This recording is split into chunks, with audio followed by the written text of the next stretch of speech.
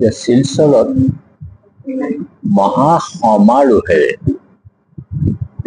অসম সাহিত্য সভাৰ কাৰ্যনিৰ্বাহকৰ তৃতীয় অধিৱেশন হৈছিল।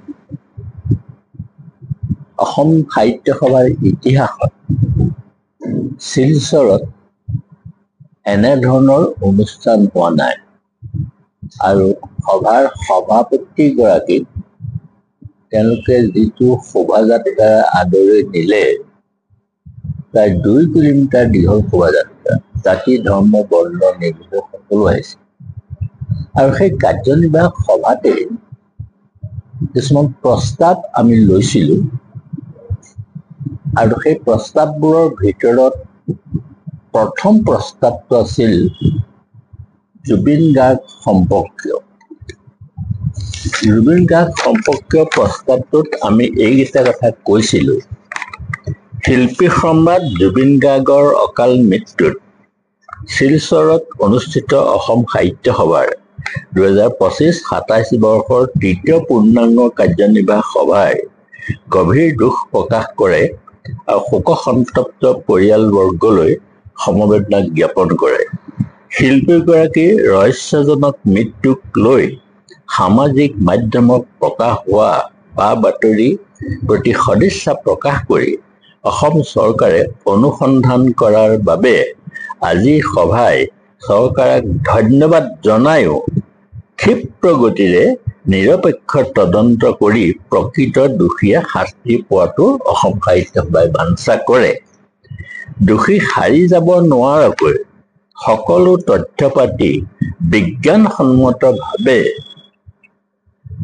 অভিযোগনামা দাখিল কৰিবলৈ অসম সাহিত্য সভাই চৰকাৰক দাবী জনায় আৰু লগতে জুবিন গাৰ্গক লৈ ৰাজনীতি নকৰিবলৈও সকলো পক্ষকে অসম সাহিত্য সভাই বিনীতভাৱে অনুৰোধ জনায়। এইটো আমাৰ মূল প্ৰস্তাৱ আছিল। তাৰপিছত 4 বজাত যেতিয়া আমাৰ কাৰ্যনিৰ্বাহক সমিতি শেষ হ'ল, তেতিয়া গোটেই সাংবাদিকসকলে মোক বেৰি ধৰি পেলাই নানা ধৰণৰ প্ৰশ্ন সুধিছিল আৰু সেই সকলো প্ৰশ্নৰ আনকি তেওঁলোকৰ ষ্টেচনটোৰ নামটো যে সলাব খুজিছে এই পৰ্যন্ত আমাৰ পৰা তথ্য বিচাৰিছিল। এই সকলো কথা তেওঁলোকক বুজাই ক'লো। শেষত জুবিন গাৰ্গৰ কথাটো যেতিয়া ওলাল, তেতিয়া মই কৈছিলোঁ যে মোৰ আইনৰ জ্ঞান তেনেই সীমাবদ্ধ, মই নাজানো, কিন্তু মই এইটো কথা ভালকৈ জানো যে ঘটনাস্থলীত উপস্থিত নোহোৱাকৈ এটা তদন্ত সম্পূৰ্ণ হ'ব পাৰে নে নোৱাৰে, এই প্ৰশ্নটোৱে মোক সদায় কিছু কষ্ট দি থাকে। আৰু সেইকাৰণে মই তেওঁলোকক কৈছিলোঁ যে ছিংগাপুৰত অসম সাহিত্য সভাৰ এটা শাখা আছে। এই শাখাটোৰ সভাপতি আছিলে অভিমন্যু তালুকদাৰ, যিটো কথা এতিয়া ওলাই আছে, আৰু এজন নলবাৰীৰ যুৱক বাজিছ বুলি কিবা এজনৰ নাম তেওঁৰ। তেতিয়া মই তেওঁলোকক ক'লো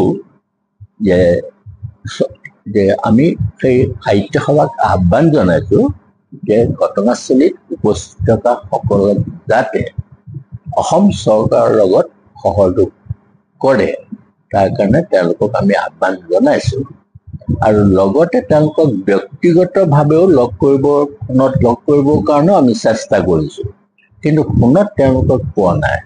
আনকি ফেচবুক মেছেঞ্জাৰৰ যোগেদিও আমি তেওঁলোকৰ লগত চেষ্টা কৰি সফল হ'ব পৰা নাই। গতিকে মই এইটো কথা কৈছিলোঁ যে যদি চৰকাৰে বিচাৰে তেতিয়াহ'লে আমি অসম সাহিত্য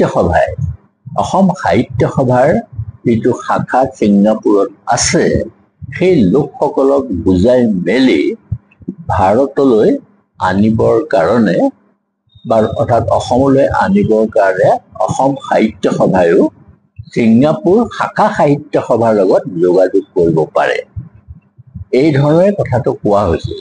কিন্তু তাকে সজাই পৰাই মই ছিংগাপুৰলৈ যাম, ছিংগাপুৰলৈ গৈ ৰাজহুৱা টকা পইচা খৰচ কৰিম, এনেকুৱা ধৰণৰ নানা বাতৰি ওলাল। আৰু তাতোতকৈ ডাঙৰ কথা যিটো বাতৰি ওলাইছে সামাজিক মাধ্যমত, মই সামাজিক মাধ্যম নাচাওঁ কাৰণ সিমান সময় মই দিব নোৱাৰোঁ। সামাজিক মাধ্যমত যিটো বাতৰি ওলাইছে তাত অসম সাহিত্য সভাৰ প্ৰতীকটো ব্যৱহাৰ কৰিছে আৰু মোৰ ছবি এখন ব্যৱহাৰ কৰিছে, কৰি এই যিটো পোষ্ট এইটো সজাই পৰাই দিছে। গতিকে মই আপোনাসকলক এটা স্পষ্টীকৰণ দিছোঁ যাতে আনকি আপোনাসকলে বিশ্বাস কৰে নে নকৰে নাজানো, আজি যিটো ওলাইছে খবৰটো সামাজিক মাধ্যমত, দিল্লী বম্বেৰ পৰাও মোলৈ ফোন আহিছে, কলকাতাৰ পৰাও ফোন আহিছে কথাটো সঁচা নেকি বুলি। তেতিয়া মই এইটো উদ্দেশ্য প্ৰণোদিত খুব খাটাং ওলাই আছে আৰু কোনে দিছে সেইটো আমি ধৰিব পাৰিছোঁ, কোন মানুহজনে এইটো কাম কৰিছে। গতিকে এইটো আপোনালোকে এটা স্পষ্টীকৰণটো যদি কাগজত নিদিয়ালৈকে মোৰ আচলতে ৰাতি টোপনি নাহিব। আৰু সেইকাৰণে মই এখন আজি দিলোঁ, কাৰণ চাওক আজি 2-3 দিন মই শোৱা নাই আৰু আহি পাইছোঁ অলপ আগতে। পায়ে চিধাই একদম মই আমাৰ পৰমানন্দ বৰালৈ ফোন কৰিলোঁ, তুমি মোক ব্যৱহাৰ কৰি দিয়াচোন, আৰু আমাৰ যিকেইজন ল'ৰা আছে আহি পোৱাহিয়ে নাই, শিলচৰৰ পৰা আহি আছে এতিয়া। গতিকে এইটো আপোনালোকে এটা স্পষ্টীকৰণ প্ৰকাশ কৰিলে মই ভাল পাম। আৰু বিশেষকৈ অসম সাহিত্য সভাই এতিয়া যিটো স্তৰলৈ গতি কৰিছে সমগ্ৰ অসমবাসীয়ে ভাল পাইছে। গতিকে ইয়াত বাধা দিবৰ কাৰণেও এক শ্ৰেণীয়ে হয়তো যত্ন কৰিব পাৰে আৰু মোক বাধা শুদ্ধ নহ'বও পাৰে। অৱশ্যে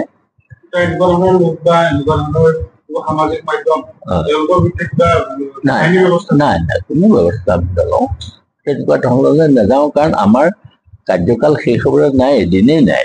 আমি 200খন গ্ৰন্থ, বিশাল বিশাল গ্ৰন্থ ছপা কৰিবলৈ লৈছোঁ।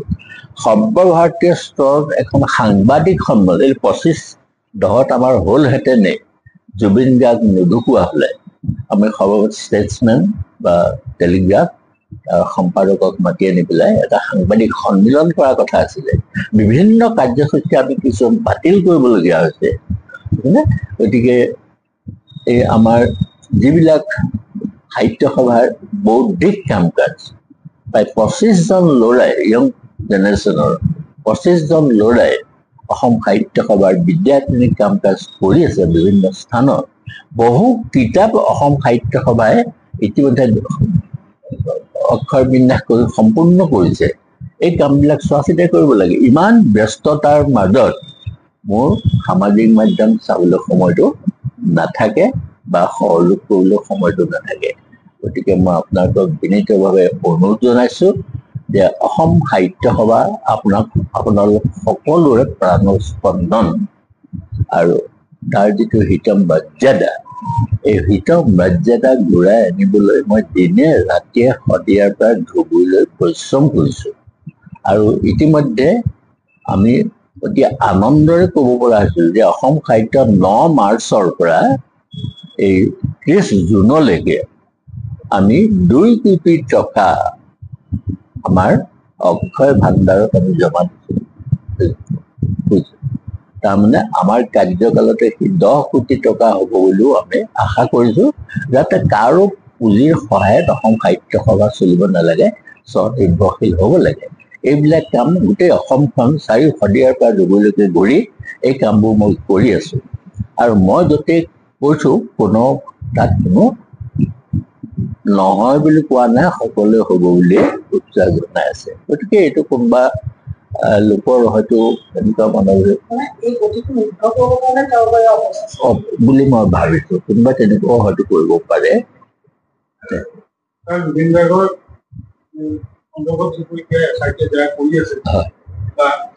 মোৰ আইনৰ কোনো ধাৰণা নাই, কিন্তু আপোনাসকলে মন কৰিবচোন, এনেকুৱা এটা ঘটনা 10 দিনৰ ভিতৰত স্বয়ং ভগৱানেও দিব নোৱাৰিব বুলি মই ভাবোঁ। কাৰণ এটা কথা কি, 14 দিন সমাপ্ত হ'লেও নোৱাৰে নহয় দিব। কি দিব নোৱাৰে, দিব পাৰিব ৰিপৰ্ট এটা, কিন্তু সাৰি গুচি যাব নহয়। গতিকে সকলো দুৱাৰ বন্ধ কৰি যিটো অভিযোগনামা প্ৰস্তুত কৰিব, যথেষ্ট দীঘল হ'ব আৰু প্ৰতিটো শব্দ খুব জুখি মাখি ব্যৱহাৰ কৰিব লাগিব।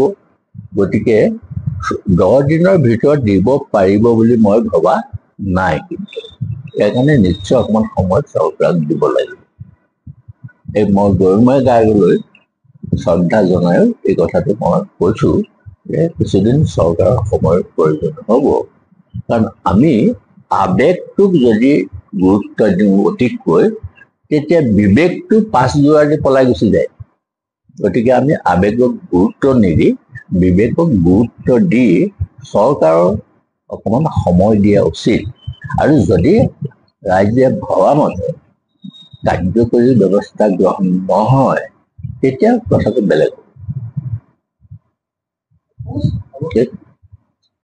যিবিলাক কাগজ পত্ৰ সকলোতে অসম সাহিত্য সভাই এখন ডাঙৰ সাঁকো নিৰ্মাণ কৰিছে বুলি তেওঁলোকে কৈছে আজি অতদিনে ব্ৰহ্মপুত্ৰ উপত্যকা আৰু বৰাক উপত্যকাৰ মাজৰ যিটো আৱেগিক সংঘাত এই আৱেগিক সংঘাতটো সম্পূৰ্ণ নাইকিয়া হৈছে বুলি মই দাবী কৰিব পাৰোঁ আৰু তাতোতকৈ ডাঙৰ কথা শিলচৰৰ মানুহে ব্ৰহ্মপুত্ৰ উপত্যকাক অসম বুলি কয় ক'ৰ পৰা আহিছে বোলে অসমৰ পৰা আহিছে তেওঁলোকে নিজকে অকণমান বেলেগ বুলি ভবা এটা পৰিৱেশ সৃষ্টি হৈছিল কিন্তু মই আপোনাক সেইটো ডাঠি ক'ব পাৰোঁ এতিয়া আৰু সেই পৰিৱেশটো নাই এতিয়া অসম সাহিত্য সভাৰ অসমীয়া পতাকাখন তাত যিটো শ্ৰদ্ধা কৰা হৈছে আপুনি ভাবিলে আচৰিত হ'ব তাৰ লগতে তেওঁলোকে এটা কথাও কৈছে যে শিলচৰত যিটো ভাষা শ্বহীদ ষ্টেচন হ'ব তাত 1 নম্বৰত অসমীয়া ভাষাটো থাকিব 2 নম্বৰত বাংলা ভাষাটো থাকিব 3 নম্বৰত হিন্দী থাকিব আৰু 4 নম্বৰত ইংৰাজী থাকিব তাৰমানে তেওঁলোকে এতিয়া অসমীয়া আৰু বাংলাৰ যিটো সংঘাত সেই সংঘাতটো এতিয়া তেওঁলোকে বিচৰা নাই যথেষ্ট তেওঁলোক অসম সাহিত্য সভাৰ এই যিটো চেষ্টা এই চেষ্টাটো শতকৰা 100% সফল হৈছে বুলি মই অনুভৱ কৰোঁ তাতোতকৈ ডাঙৰ কথা তেওঁলোকে আমাক এটা অনুৰোধ কৰিছিল যে শিলচৰৰ যিটো শ্বহীদ হৈছিল আমাৰ মাধ্যম আন্দোলন তেওঁলোকে তাৰ নামটো শিলচৰৰ বাংলা ভাষাৰ কোৱা নাই কৈছে যে এইটো ভাষা শ্বহীদ ষ্টেচন হ'ব লাগে আৰু তেওঁলোকে মূল যিখন গভৰ্ণমেণ্টৰ ফলক এই গভৰ্ণমেণ্টৰ ফলকখনতো তেওঁলোকে কি কৰিছে তাততো আছে কাষতে কিন্তু ভাষা শ্বহীদ ষ্টেচন বুলি কৈছে ইয়াৰ কাৰণ এটা আছিলে যোৱা মে' মাহত যেতিয়া মই তেওঁলোকৰ শ্বহীদ দিৱসলৈ গৈছিলোঁ তেতিয়া মই এটা কথা কৈছিলোঁ যে পৃথিৱীত যাতে মাতৃভাষাৰ নামত কোনো আন্দোলনকাৰী মৃত্যু নহয় তাক আজি আমি অনুভৱ কৰিছোঁ আৰু এনেকুৱা এটা কাৰ্যসূচী শিলচৰতো লোৱা হওক যাতে ভৱিষ্যতে শিলচৰৰ কোনো লোক বা অসম ব্ৰহ্মপুত্ৰ উপত্যকাৰ কোনো লোক যাতে শ্বহীদ হ'বলগীয়া নহয় এইখিনি আমি তেওঁলোকক কৈছোঁ আপুনি বাৰু এখন দুচকীয়া বাহন লোৱাৰ ইচ্ছা প্ৰকাশ কৰিছে নেকি তেন্তে এই বিশেষ ভিডিঅ' আপোনাৰ বাবে বাইক প্ৰেমীসকলৰ বাবে আহিছে এটা সুখবৰ যোৰহাটত মুকলি কৰা হ'ল আকৰ্ষণীয় দুচকীয়া বাহনৰ ট্ৰিয়াম্ফ শ্ব'ৰুম বিগত কেইবা দশক জুৰি ৰাইজৰ মাজত থাকি মানুহৰ মন জিনিবলৈ সক্ষম হৈছে এই ট্ৰিয়াম্ফ বাইকসমূহে আপুনি বিচৰা ধৰণে আপোনাৰ তথা প্ৰিয়জনৰ সুবিধা হোৱাকৈ ক্ৰয় কৰক আপোনাৰ সপোনৰ দুচকীয়া বাহনখন লাভ কৰিব ইজি ফাইনেন্স অতি কম ডাউন পেমেণ্ট দি সহজেই সপোনৰ বাহনখন আপুনি নিজৰ কৰিব পাৰিব এই বাইকসমূহত আছে dual channel ABS switchable traction control LED lighting rider সহায়ক হোৱাকৈ ৰাইডিং মোড এৰোগনমিক ডিজাইনৰ দৰে বহু সুবিধাৰে সমৃদ্ধ তেন্তে পলম কিহৰ আজিয়ে যোগাযোগ কৰক আৰু বুক কৰক আপোনাৰ সপোনৰ বাহনখন যোগাযোগৰ নম্বৰ 8876503005 অথবা 6003820079। আমাৰ ঠিকনা ট্ৰিয়াম্ফ পুলিবৰ যোৰহাট।